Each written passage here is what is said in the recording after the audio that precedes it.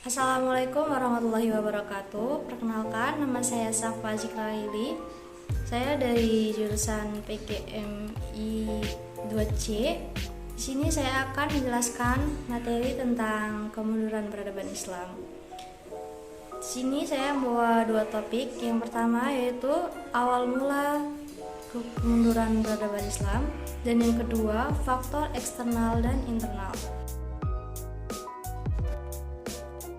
Masa kemunduran pada tahun 1250 sampai 1500. Periode abad pertengahan Islam dimulai saat Bani Abbasiyah runtuh pada tahun 1258 hingga timbul kebangkitan kembali pada sekitar abad ke-19.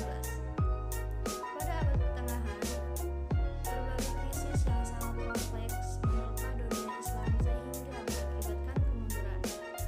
Periode abad pertengahan ini dapat dibagi lagi ke dalam dua pembabakan, yaitu masa kemunduran 1250 sampai 1500 dan masa tiga kerajaan besar pada tahun 1500 sampai 1800. Awal mula kemunduran peradaban Islam dimulai saat Baghdad, yang merupakan ibu kota Bani Abbasiyah dan pusat peradaban Islam, diserang dan dihancurkan oleh tentara Mongol yang dipimpin oleh Hulagu Khan pada 1258. Tentara Mongol pimpinan Hulagu Khan menyerang Baghdad setelah Khalifah Bani Abbasiyah saat itu, Al-Mu'tasim, menolak menyerang. Invasi yang dilakukan Hulagu Khan berlangsung brutal dan terjadi pembantaian lebih dari 1 juta penduduk Baghdad. Tindakan brutal ini menghancurkan peradaban Islam baik secara fisik, psikis, sosial, politik, dan kultural. Jatuhnya Baghdad ke tangan bangsa Mongol bukan saja mengakhiri Kekhalifahan Abbasiyah, tetapi juga menjadi awal kemunduran peradaban Islam karena pusat keilmuan Islam telah hancur. Setelah menguasai Baghdad dan Persia, tentara Mongol kemudian bergerak ke Mesir untuk menaklukkan dinasti Mamluk atau Mamalik yang saat itu berkuasa. Namun, usaha tentara Mongol gagal dalam pertempuran di Ain Jalut yang terjadi pada 15 Ramadan atau 13 September 1260. Setelah itu, hingga 85 tahun kemudian, dunia Arab dikuasai oleh bangsa Mongol di bawah pemerintahan dinasti Ilkhan, yang kehadirannya semakin membawa kehancuran dan kemunduran dunia Islam. Dinasti Ilkhan.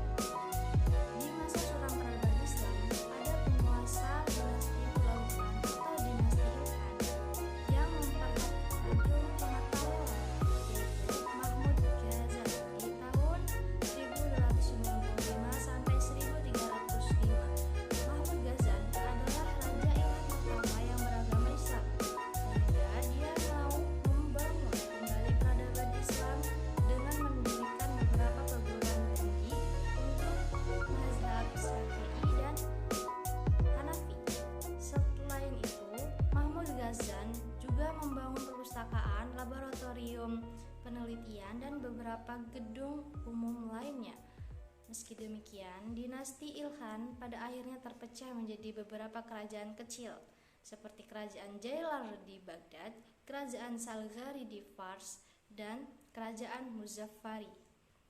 Menjelang akhir abad ke-14, dinasti Ilkhan berada di bawah kekuasaan Timur Leng yang lebih kejam dari pendahulunya dan selalu melakukan penaklukan dengan pembantaian serta menghancurkan fasilitas-fasilitas Islam.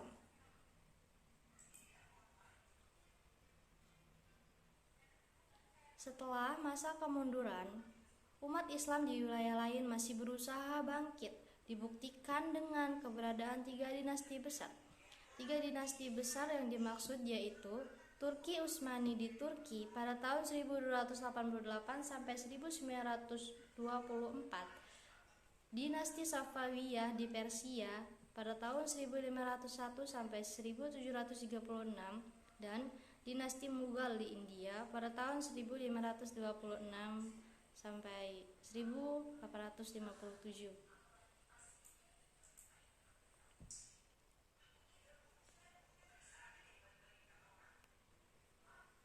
Nah, adapun faktor internal kemunduran peradaban Islam, yang pertama, lemahnya otoritas politik, kesultanan maupun kekhalifahan, pemberontakan atau perpecahan internal, perebutan kekuasaan.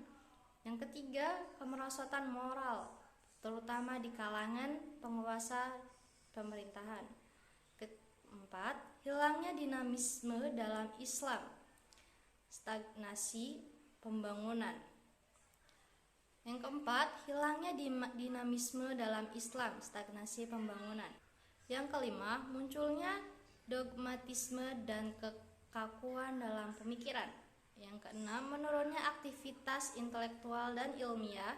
Yang keenam, penurunan aktivitas ekonomi akibat krisis keamanan, pertanian dan perdagangan.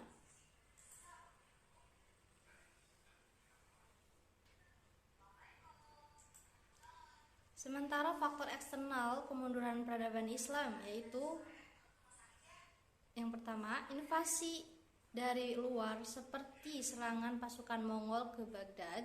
Yang kedua, hilangnya wilayah muslim seperti runtuhnya Daulah Umayyah II di Andalusia. Yang ketiga, penurunan sumber daya alam seperti berkurangnya tambang logam mulia. Dan yang terakhir, bencana alam seperti wabah penyakit Black Death dan kelaparan.